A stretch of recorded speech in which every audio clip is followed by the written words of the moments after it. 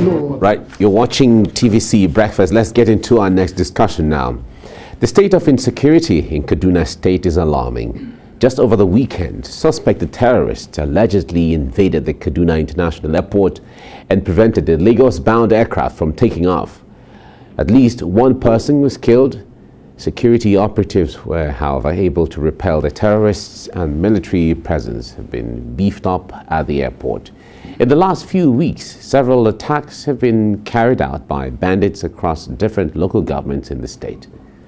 This is the crux of our discussion next. Joining me in the studio to discuss the heightened state of insecurity in Kaduna and solutions to the menace are two security consultants, Darlington Umaru and Femi Aratukunale. Gentlemen, good to see you both. Well, my pleasure. Good morning. Good morning. Welcome to see you. Welcome to the studio. Yeah.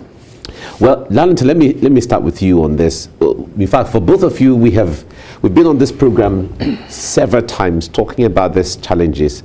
I recall that, Darlington, you and I, on one of your trips to the Northwest, we dissected some of these issues on the program, and with the hope that one way or the other, the solutions to some of these things would have been in place in such a way that these things don't happen again. Yet, sometimes when we wake up to the reports, some of the reports can be more embarrassing than others. An international airport under attack in Kaduna. Talk to us about this. It tells you how bad insecurity has gotten in this country, particularly with a couple of months to the general elections for 2023. One would have expected that with the activities specifically in Kaduna of the terrorists, don't forget that the bandits have now been branded terrorists, one would have expected that some major facilities in Kaduna would have been very well protected.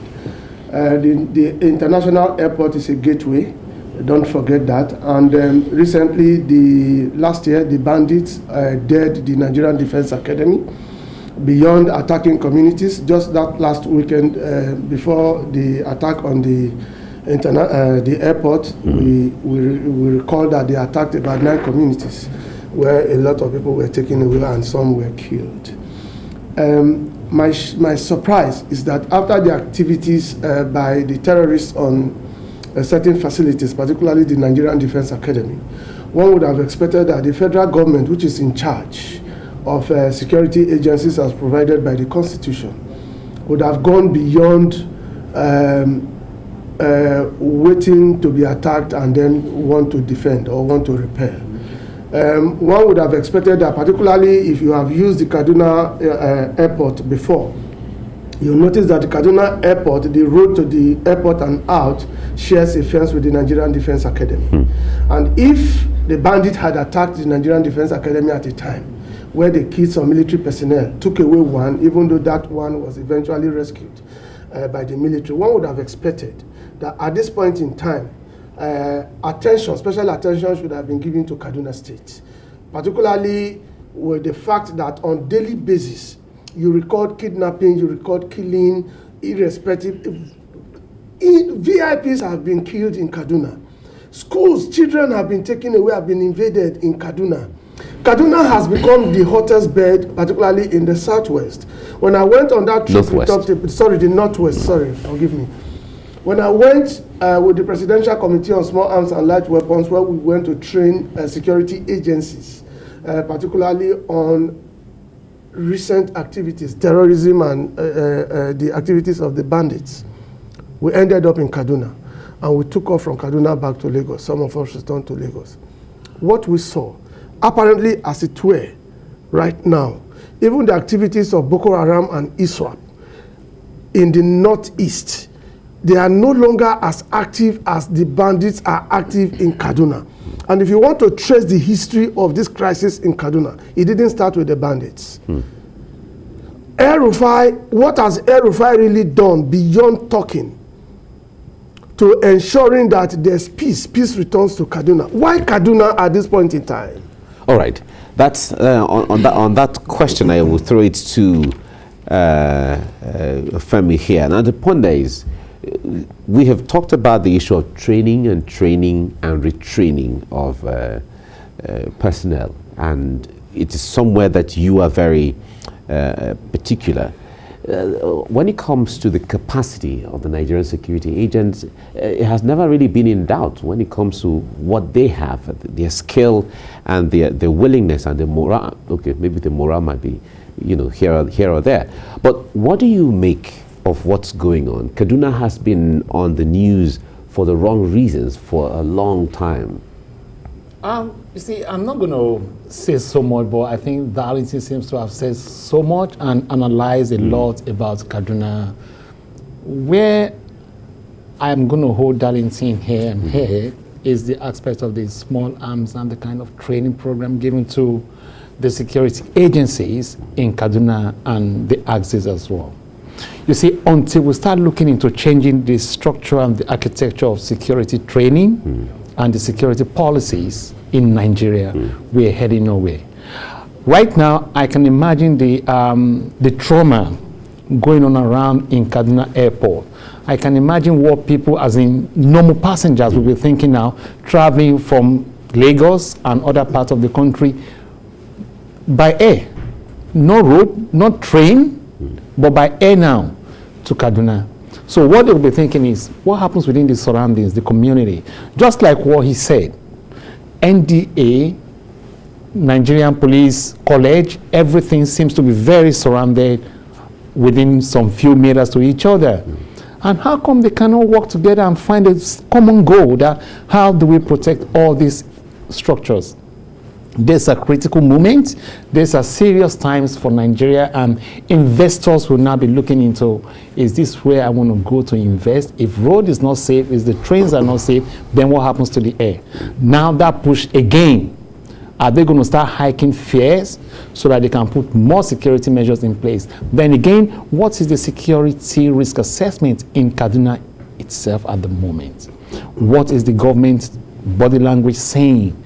Is another thing, because we're yet to see the governor of Kaduna say, come up on here to say something. Rather, I saw him in the convention on Saturday. Well, because that simply means that the passengers traveling means nothing to them. Or well, to be fair to the governor of Kaduna State, he's very always and often quick to come out to issue. Mike, we don't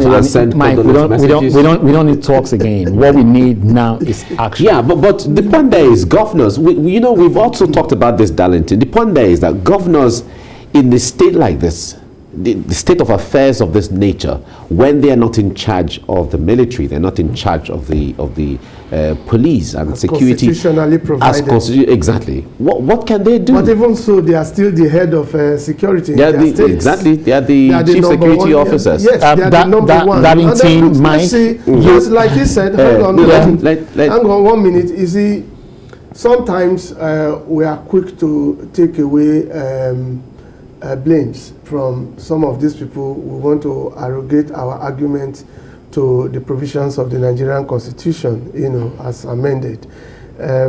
Mike, it is not so. The Nigerian government is providing what they call security votes to governors on monthly basis. That's fine. That are not to be accounted for at the end of the day. The amount, the security votes they collect, I'm not sure if I ask you, Mike, whether you can actually place a finger on the figure each of the states get. No, it's in secrecy. It's shrewd. At the end of the day, what do they do with this money? Is it that these monies are exported to develop Europe? Is it that these monies are actually put back into security? We have seen some states where they put up some kind of fund for security to aid security activities in their states, like buying of equipment, buying of vehicles, helping out in maintenance of some of this equipment. Kaduna State, like you rightly said, has been in the news for the wrong reasons over time. I keep saying, I have said here, Mike, that some of the things that El Rufai keeps saying, would he be able to say them when he's out of office? Is he not saying them because he has the paraphernalia of security around him and his family members? Tell me what has been achieved in terms of conquering insecurity in Kaduna. You know what the solution is? You want to know? The simple solution to Kaduna State insecurity right now is a state of emergency. The federal government should declare a state of emergency in Kaduna because apparently Kaduna has been overwhelmed. It is not the weakness on the part of the security agencies or the military. The entire state was in crisis even before this issue of terrorists. And El-Rufai is very well grounded as to what the basic problem in Kaduna State is or how it started. And now if you know it, and then you come to make statements at the end of the day that you cannot do this, and then trace your antecedents and history, you have done them in the past. And so what I expected, agreed, like you rightly said, the security agents, the military are not under the control of the state governments. But is that enough? Now look at Kaduna. Kaduna, like you rightly also said, has been in the eye of the international world. Like he said, those investors who want, if you go to Kaduna as I speak with you now, a lot of infrastructural development is going on in Kaduna under the loan of some international bodies who are investing. And like I gathered when I was in Kaduna, these monies are not given to El-Rufai direct. It is like name the project, position it, give us a plan, we fund it. And then we'll get the money. Now, if this is going on, you are developing the state, and then you are not protecting the people who are meant to use that facilities, then you have failed. At this point in time, the military is overstretched. The Nigerian military is about the best, one of the best in the world. I beat my chest and I have proof to all of that. It is not that the military cannot conquer. If the military had not gone there to repel them, what would have happened? God forbid, if the terrorists had taken on that aircraft, I don't want to mention the name now, if they had taken on that aircraft, even before they were repaired, it would have been a colossal damage. And then people are talking about they prevented the aircraft from taking off. But eventually, if they had not even gone to the runway, would the aircraft be able to take off? Would the aircraft have been able to take off? And then look at it, 200 men. What does that tell you? It meant that the security agencies, those of them who are meant to gather intel, were not up and doing. What facilities do you have to help you gather intel at the airport? A gateway where people come in and people take off from. Now, if you don't have facilities that can protect the airport, that can give signals to say there's danger at the airport, that some persons are coming in, then you are not being proactive. The airport, of all places, they took on the NDA. They have taken on some other, even traditional rulers. Even that weekend, a priest has been taken. Yeah. All right. Now these are all dimensions that make an average Nigerian worried. When you sit down to look at all of these things, in fact, some people have said that Kaduna is the security headquarters of Nigeria, with the siting of all the academy, and so many other security institutions and institutes within the state. Now, some people have talked about the issue of insider activity at times like this. Some people, because of my closeness to Darlington, sometimes he teaches me how to analyze some of these things. That nothing should be thrown out. Anything is possible when you're looking at security on the table. So the issue of insider activity or insider persons at times like this, how dangerous would it be, for us to look in that direction? Well, okay, let me just say something, and I want Nigerians looking or viewing us today to put this on record. We have sympathizers amongst all these bandits, terrorists. Even within the government, we have some people probably funding them, or however, giving them some kind of information. But mine is this: Kaduna seems to be like a test to what might likely come later, because we still have some other isolated airports around the country. So who knows what they are even planning. But the best thing is when we have some kind of counter-attack assault team that are well-trained, welfare were provided based on what Darlington said before, the security budget votes, which were not fully spent where they are meant to. Because this is not just a project of failure that started today. This is a project that started failing as far back as 1999. So the repercussion of the failure and everything is what we're seeing. And now the build-up is so big that where do you want to start destroying it from? We just have to come back again and re-strategize that, okay, what is the next thing? And as I've said, I am equally providing what we call the CSR for some security agencies in Nigeria today. Example is the civil defense, Nigerian police, and some other security agencies within the country. I do that within my own whenever I'm in the country. So what does it cost the government? They have the budget, they have the say, they have the power. They can overrule and override anything that, you know what, this is my seat, this is how I want to do it. So what does it cost them? Why are they just keeping mute, keeping silent, and behaving as if nothing is going to happen? They should all remember one thing. It's either 4 years or 8 years. Once you're out, you still want to go back again and use the same police officers, the same security officers that you have failed to provide all this welfare for, all these packages for. You will not use them. I can imagine the military and the police officers that actually neutralized this attack in Kaduna.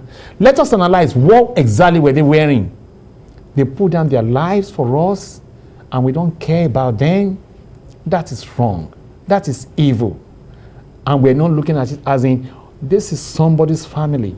This is someone's food provider that we're actually sending straight away to go kill, or to go neutralize, or to go defend, all in the name of what? Or be killed. Or be killed. Or be killed.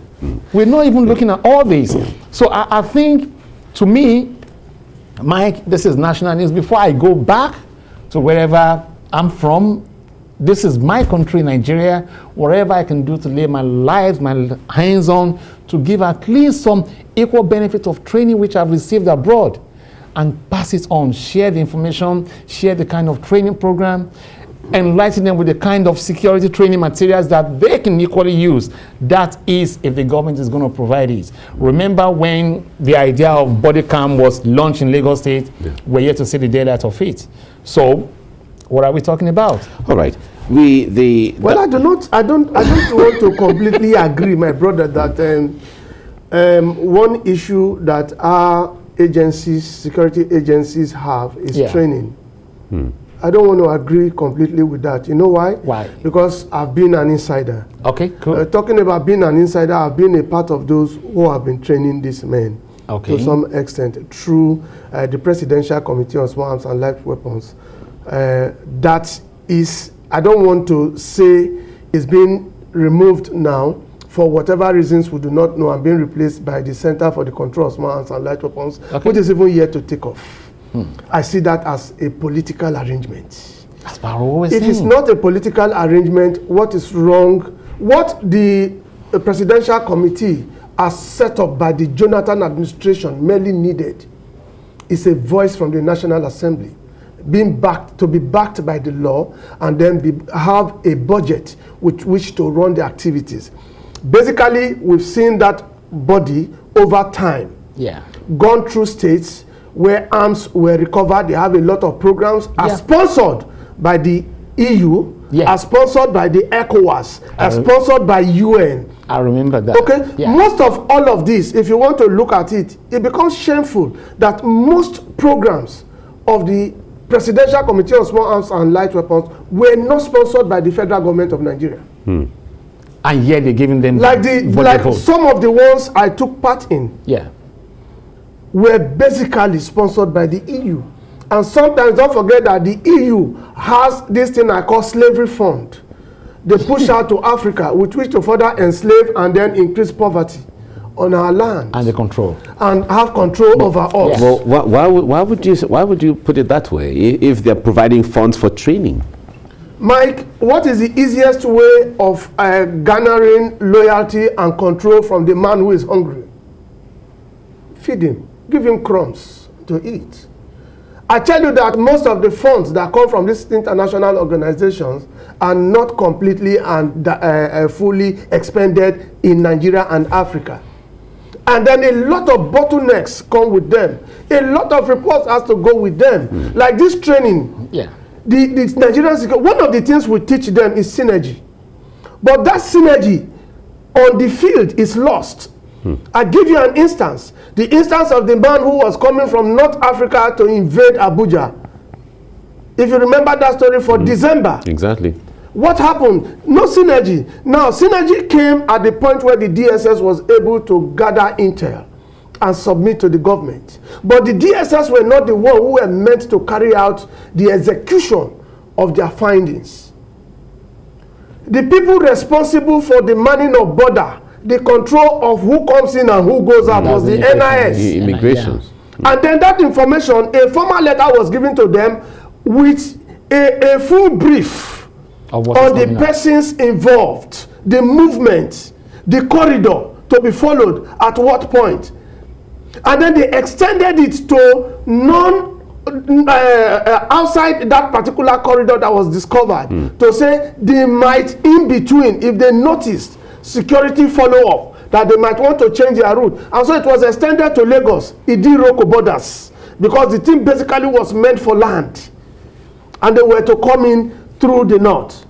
Ordinarily, what happened, Mike, as at the time the full information was handed over to the NIS, the NIS did a letter to talk to the heads of those bodies, officers who were meant to man the land borders.